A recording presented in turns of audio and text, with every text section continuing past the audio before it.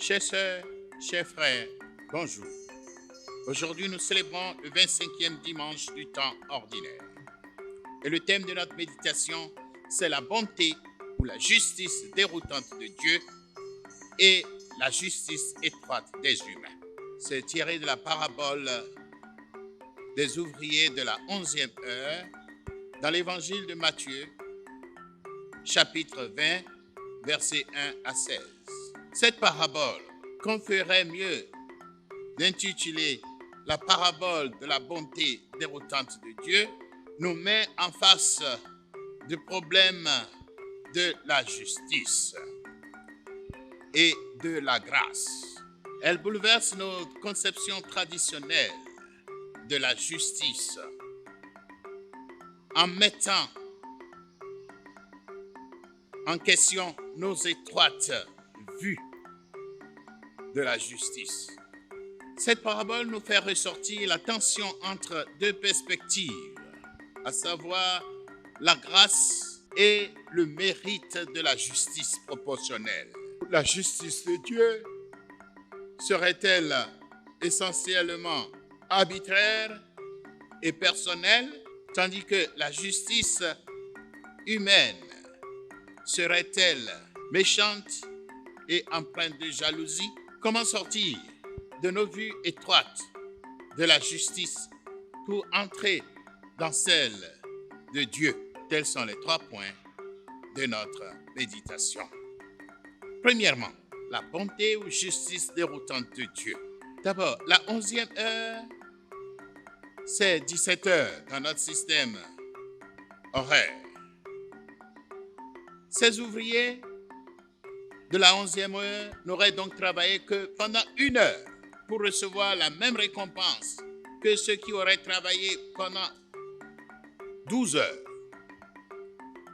Quelle disproportion! L'autre point de cette parabole, c'est la liberté et la bonté de Dieu. Je cite, « Ne m'est-il pas permis de faire ce que je veux de mon bien ?» Verset 15. Telles sont les paroles du Maître qui affirme sa liberté et sa souveraineté.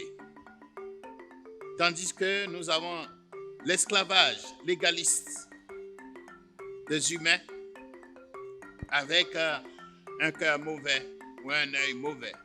Au verset 15, nous avons un bouleversement des compréhensions traditionnelles de la justice où on considère à chacun selon son travail ou à chacun selon ses mérites pour passer à chacun selon ses besoins ou à chacun selon le bon plaisir de Dieu. La justice des humains serait-elle méchante et jalouse?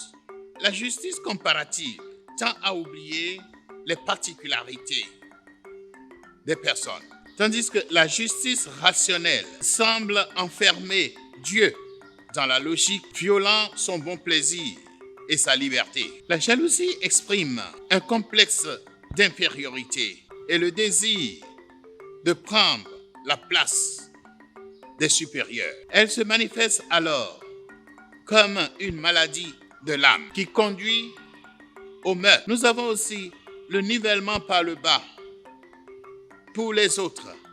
Vouloir tirer les autres supérieurs vers le bas et par le haut pour soi-même. On veut toujours s'égaler à ceux qui nous sont supérieurs, mais on ne veut jamais descendre à ceux qui sont inférieurs. La justice égalitariste des humains va à l'encontre de la justice de la grâce de Dieu, qui est gratuite et qui n'est pas basée sur le mérite.